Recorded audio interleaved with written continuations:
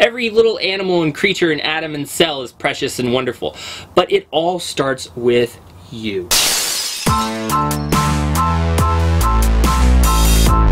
Hey y'all, how you doing? My name is Connor and you are watching ThrivingMinimalist.com. Thanks so much for tuning in. Today, we're gonna be talking about happiness. Out of all of the things in my life that I feel like I'm doing really well, happiness is at the forefront. I think that I am literally one of the most happy people that I know, and that's not a mistake. That's not an accident. It didn't just fall into my lap. I wasn't always happy consistently and sustainably. And there's been some key elements that I have really been working on and playing with over the last 4 or 5 years. I think I found some things in my life that bring me happiness consistently. And when one of these things is a little bit off, I can check in and say like, aha, I found you. I'm gonna pay more attention to this thing and increase it, and I generally find that I bring my happiness back up to a sustainable place. I want to briefly add that any emotion that you're experiencing is beautiful and really important. And in your search for happiness, I want to encourage you to take care of the rest of your system and honor the rest of your emotional world, because there is no emotion that is negative, wrong, or bad. Every emotion that you're experiencing is there to protect you, to teach you something, to show you something, sending you a message. As we make changes to improve our lives and get into a more ideal place, just keep in mind that everything you're doing, everything you're experiencing is beautiful and really important, and there's a reason for it. So let's jump right into these 5 things that have really brought me sustainable contentment, joy, passion, all of that good stuff in my life. The first one I want to talk about is sleep. Sleep, rest, relaxation. I've talked about this in a few videos because I think it is so important. Our culture is just like rush, rush, rush, rush, rush, get it done, drink more caffeine, stay up late at night, get up early.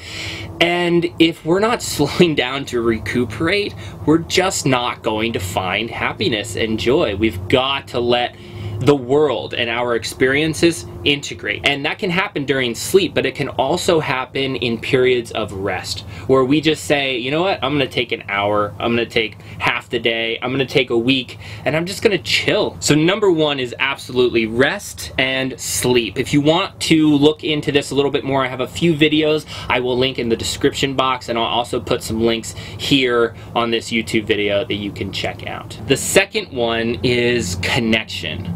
I'm going to talk a little bit about connection with ourselves later in this video, but right now I'm going to talk about connections with other people and how absolutely vital it is that we have relationships in our life that really support us. There's been different times in my life where I've really wanted more from my relationships, and I know that connecting with others, it's not something you can just say, I want to connect deeply right this moment, and boom, go out there and do it. But we can slowly take steps towards that end. And we can also pretty much at any time find ways to get at least some of our connection needs met. There are so many different ways to do this now with the internet. There's meetup.com, there's Facebook events all the time. I've had different experiences at different times where I've wanted more or even wanted less, and at these days I feel like I have a really good balance on the type of connection that I want, that I need, and that I'm getting. Number 3 is movement. And if you kind of cringed at that word, don't worry, I'm not talking about exercise, unless that's fun for you. I'm not talking about things that are difficult. I'm only talking about the kind of movement that you really actually want to be doing. For some of us, that means acrobatics. I love acrobatics. I'm so grateful it's in my life. At one point in my life, it meant going to the rock climbing gym. At another point in my life, it meant going on a run. For you, it might mean walking outside. It might be stretching. It might be going for a swim. Maybe it's going out into nature and climbing a tree or jumping around on some rocks or even skipping some stones. All of this stuff is movement, and our bodies and our hearts, our minds need to move. We need to be in this space. If you can find some movement in your life that genuinely feels good, that you genuinely want to do, that is going to bring you more happiness and joy than pushing yourself into these places of I gotta do this because I gotta lose weight, or I gotta do this because I want to be strong. Exercises that most of us just don't really want to do. I really encourage and recommend that you find movement practices in your life that sound fun, that sound joyous, that you're passionate about.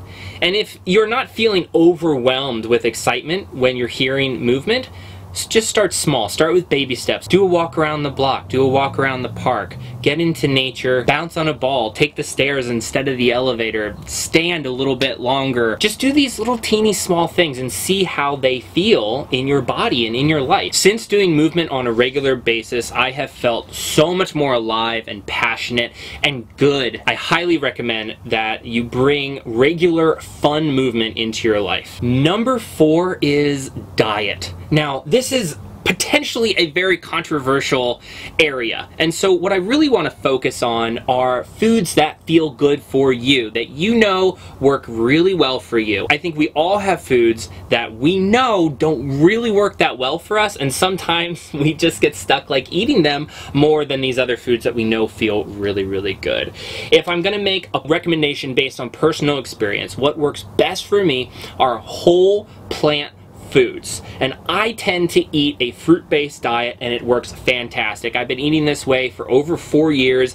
I'm fitter, healthier than I've ever been. I have more energy than I've ever had before. So it works super duper well for me. Not everyone finds this to be true, and that's really okay. I think some fundamentals that we can all say are true are like reduce the processed foods, reduce the fatty foods, the stuff that's fried in a lot of grease, focus on fruits and veggies, stay hydrated, and focus on eating whole foods. Since cleaning up my diet and getting rid of big things like drugs and alcohol and focusing more on fruit and vegetables, I have felt so much more calm in my life. My anxiety has reduced, my depression has reduced, my insomnia has reduced. I have felt so much more connected with myself and others in the world. I have felt emotionally much more stable and alive and excited and vibrant. I saved the best one for last. Number 5, self-love. And self-time, time with yourself. It's all about you, don't forget that. Everybody is precious. The world is precious. Every little animal and creature and atom and cell is precious and wonderful.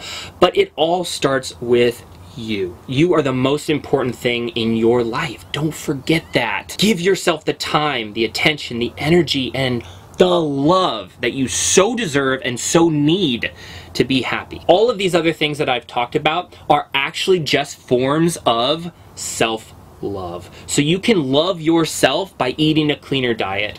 You can love yourself by adding that extra hour of sleep to your night that you so desperately want and need.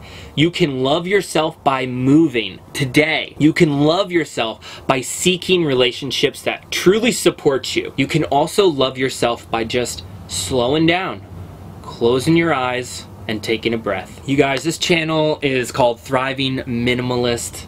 I do talk about minimalism, but I don't really care that much about minimalism itself.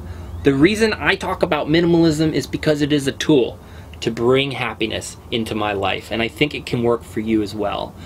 I want to focus on, like, the foundation of this channel is self-love. It is learning to love yourself. And there's so many different ways to do that. I hope that this video is inspiring for you to find 1 or 2 or 3 or even all 5 of these ways that I've experienced self-love in my life that's brought me sustainable joy and happiness. Please comment down below if this was helpful, like the video, subscribe, all of that good stuff. If you feel like this stuff is touching on something and you want to keep this momentum going but you're not really sure exactly how to do it, I have 2 really good options for you. One is to work with me as a coach or a therapist, and you can look at that information on thrivingminimalist.com. The other is to get my 30 days program, which helps people develop self-love on their own. It's a wonderful program. I've gotten awesome feedback about it. I put a lot of energy and a lot of myself into the program. I think it's very, very well worth it. You can check that out at thrivingminimalist.com. You can put the questions in the comments down below. Much, much love to you. Take care of yourselves. Thanks so much. Bye. Mwah. Bye-bye.